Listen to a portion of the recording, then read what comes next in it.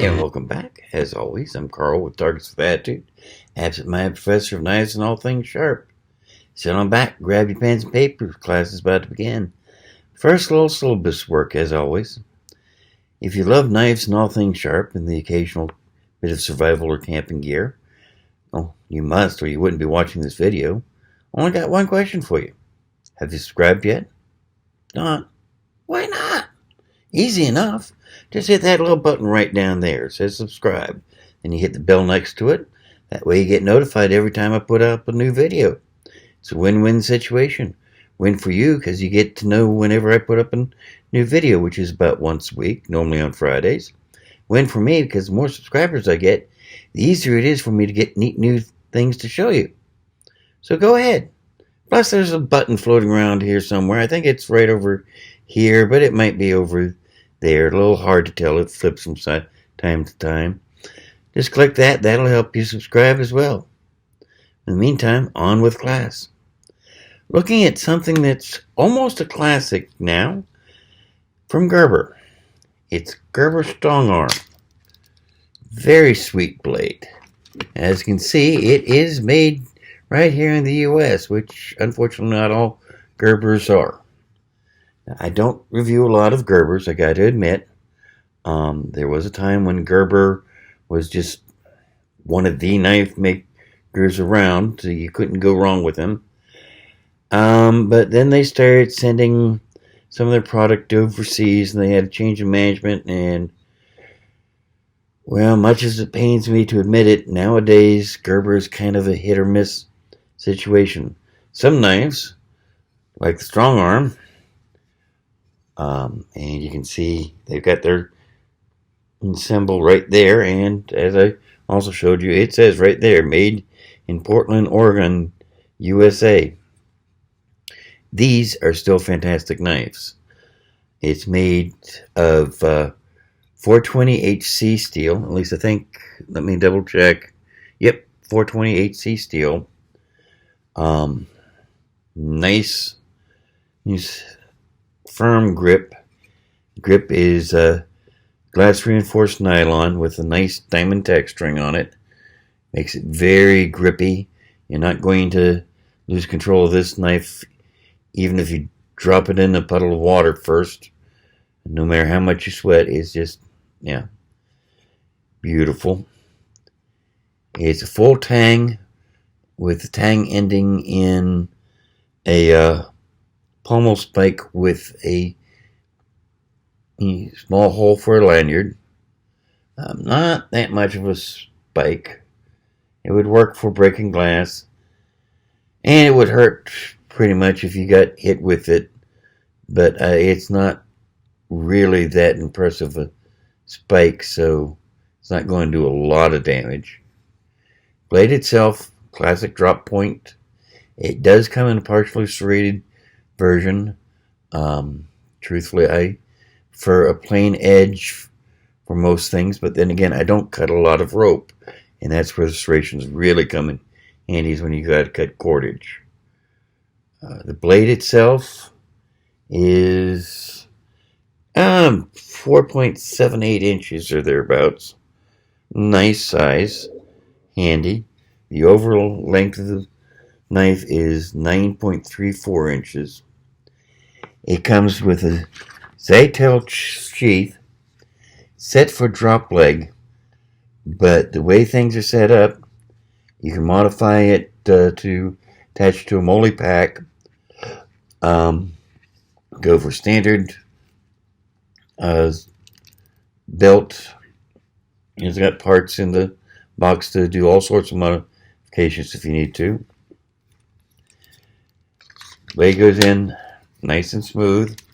You want to put it vertically on your backpack or even on a battle rattle. It's definitely not going anywhere, but it draws nicely. So let's see. Okay, this is really more for field craft and outdoor use. But let's go ahead and put it through our standard battery tests anyway. See how it does. As always, straight out of the box. No touch-up, no nothing. And okay. Definitely not bad that way. Regular corrugated cardboard. Let's see here. It goes through nice. As thick as it is, it's a little tough to slice once it's through. You can do it, but that spine is just thick enough to hang up once it's in the cardboard. However, if you just kind of like this,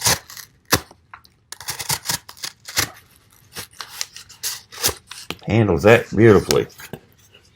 So far, so good. Let's see here. Hang package test. Hang package test. Here we go. Gold Peak's tea bottle. Much heavier than standard soda bottle, but still a great way to test for hand packaging.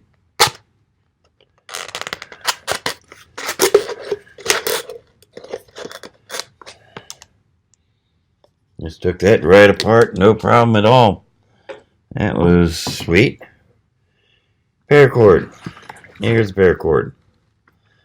Never know when you're going to have to cut some cordage to place ties on your tent or hang a hammock or even hang your food up out of reach of bears and other wildlife. First cut, beautiful. Second cut, nice. And going for a smaller loop that I can just get very tipped through, and it's 1, 2, and launch. Okay, yeah, I was cutting it, but on the other hand, that is a thick tip, so I'm not too surprised about how it handled that. Cowhide. Let's see here. I've got some cowhide here somewhere. Where did I put it? Oh, there it is.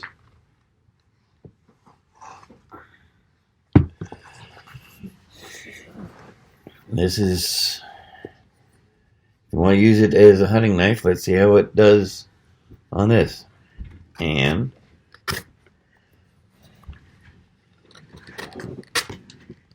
yeah, you're not going to be able to cut fine laces as easily as you might like to with this. But if you need to use it to skin a deer or cut a larger patch of leather, it's going to do that just fine. Wood. See here. I had a piece of wood from my shop. If you need to feather some wood up to help start a fire or do some bushcraft work, doing that quite nicely.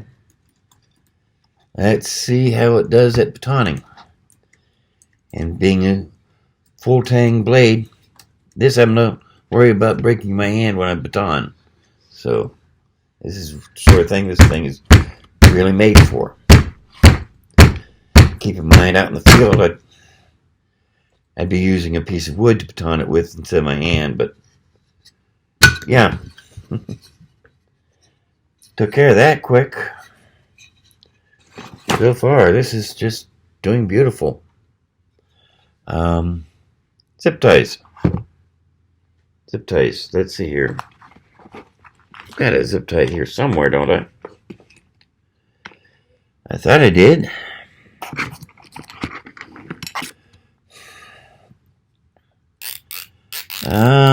Here we go. Here's a new zip tie. So, let's see how it does with this. These things are just so handy. Hundreds of uses, but they're a pain to cut. So let's see. Right straight through. No ifs, ands, or buts. You want to trim it? It's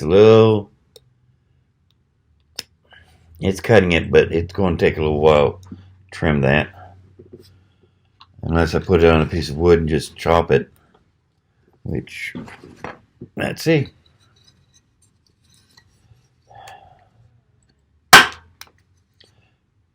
Okay. Chopped it just beautifully. Gorgeous, gorgeous knife. Really comfortable in the hand. And I was saying that spike isn't really that impressive, but let's go ahead and test it.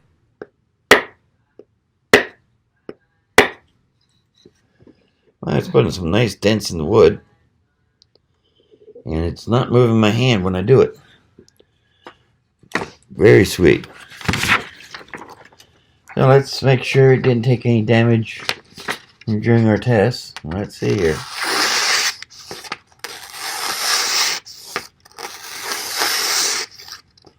Yeah. Went through everything without any complaints or problems whatsoever. So there you have it. The Gerber Strongarm. Still made here in the USA. Still as tough as ever. Great choice for camping, hunting, or survival. Really, really sweet knife. One of Gerber's good ones. But, gotta get running here. It's almost Christmas. Got a few last minute stocking stuffers I gotta pick up. So, I'll wish you luck. Excuse me. You take care. I'll see you next week when class is in again. And until then, remember, if you're going to do something, no matter how minor or how major, even if it's just shopping for Christmas and stocking stuffers, do it with attitude. See you now. Bye.